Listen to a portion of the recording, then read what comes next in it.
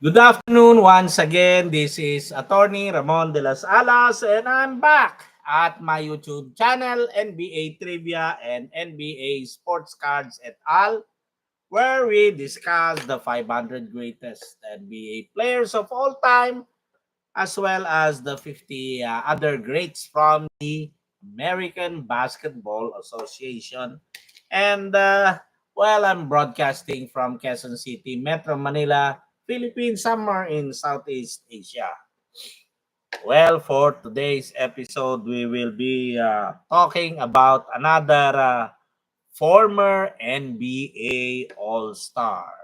And he is none other than, yes, Jim Paxson. This is the rookie card of Jim Paxson.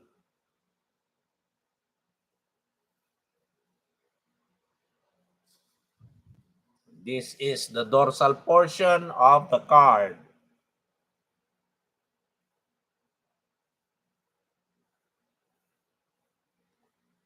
Wow, we got a clear shot there.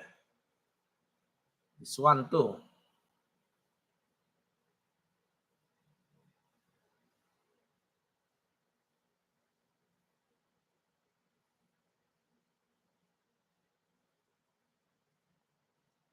This card was issued in 1981 before the subsequent release of the star cards that were unlicensed during the time.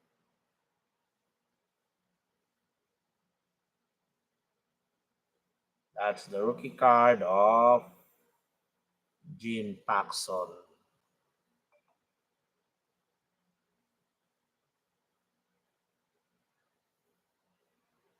I think the electric fan has something to do with the camera getting blurry.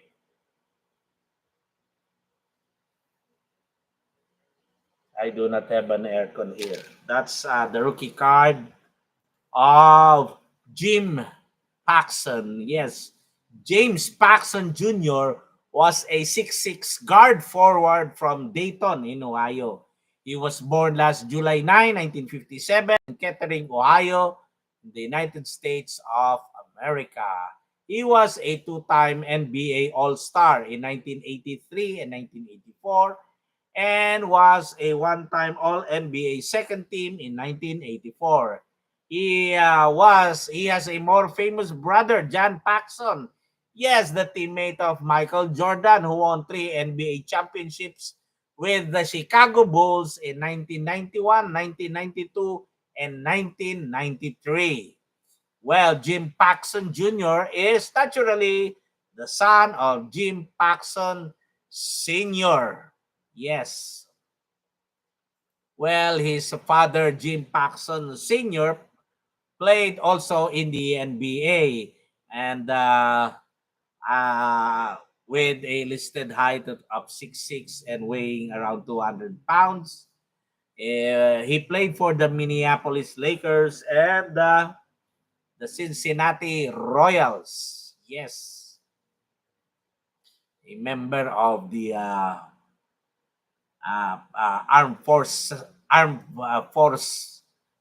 all stars who won the Pan Am Games in Mexico 1955, won the gold. Yes, his father was the same height as Jim Jr., 6'6" and weighed around 200 pounds. His father was born last December 19, 1932 in Penville, Indiana, while he died last October 28, 2014 at the ripe old age of 81. Well, Jim Paxson Jr.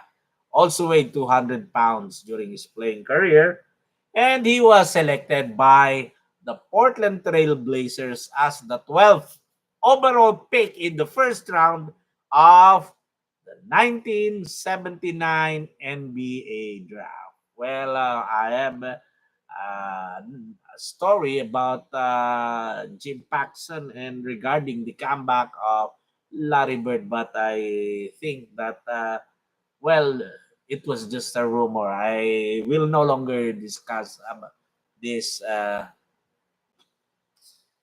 issue or matter.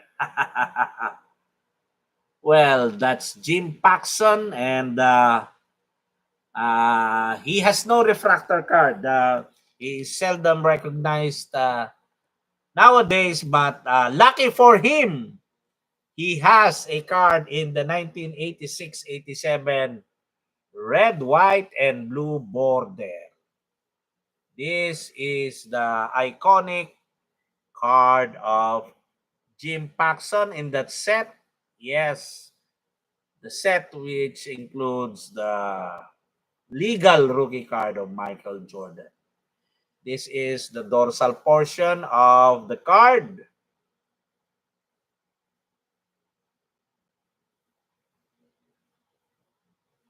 This was before he was traded to the Boston Celtics.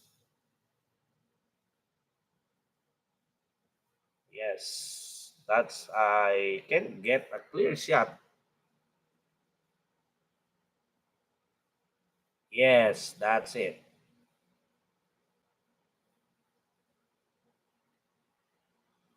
The camera is different from the older one, which well, that is for Jim Paxson. That's Jim Paxson for you. Well, Jim Paxson, one of those forward guards during the 80s. Yes. Well, let's talk about more trivia because we still have sufficient time left. I'll discuss for a moment his brother John Paxson, considering John Paxson is not listed as among my 500 greatest. Well, his brother John Paxson weighed around 6 foot, uh, weighed around 185 pounds during his playing career, stood at 6 feet 2 inches. John Paxson, the teammate of Michael Jordan, was born last September 29, 1960 in Dayton, Ohio, and was selected by the San Antonio Spurs as the 19th overall pick in the first round of the 1983 NBA draft. He played college for Notre Dame.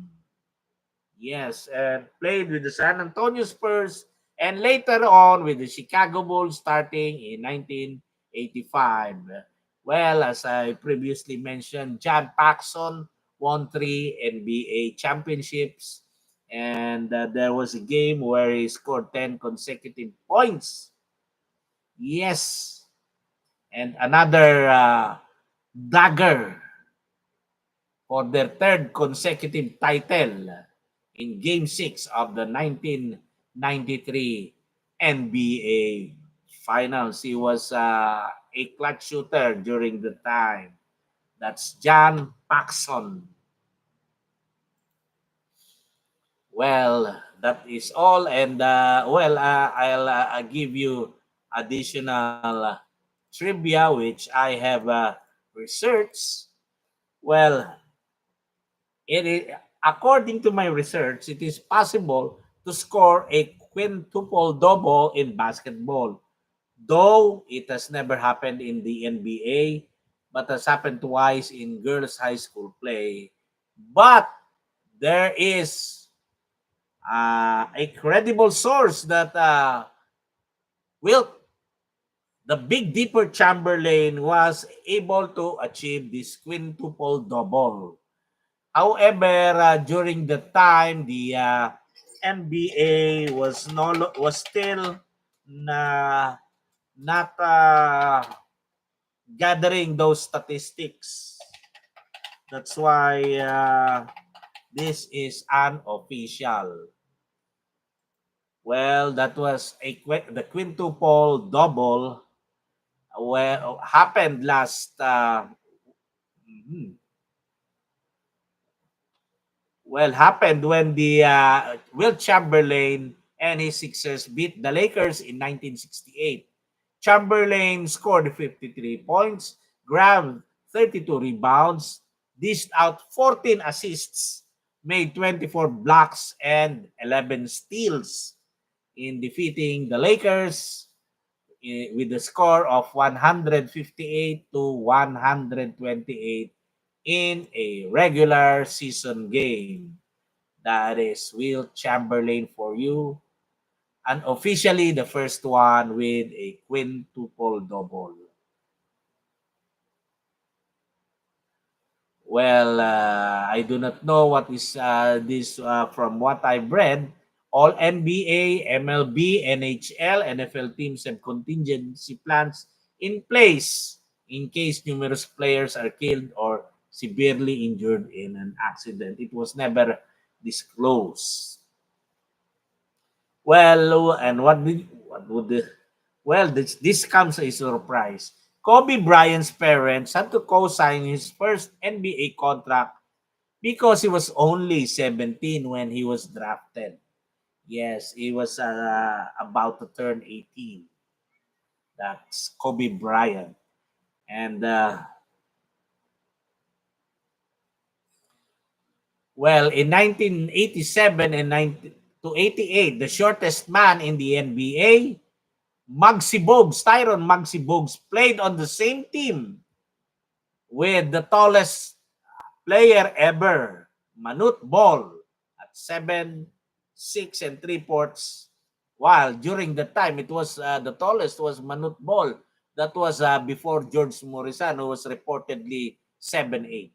Well, they played together on the same team with the Washington Bullets. Yes.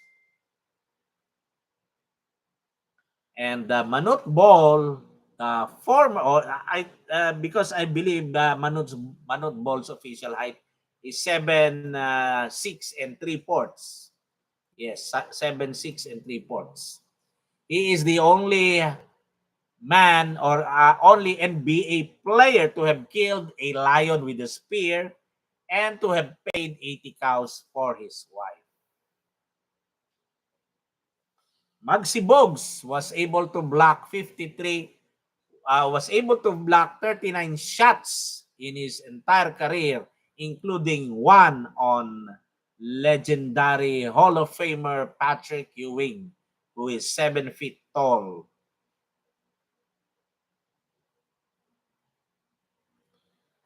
Well, Latrell Sprewell, famous for choking his coach. I forgot the name of his coach. Well, Latrell Sprewell choke his coach. Well, let me refresh my memory. Turned down a 20 million contract offer, claiming it wasn't enough to feed his family.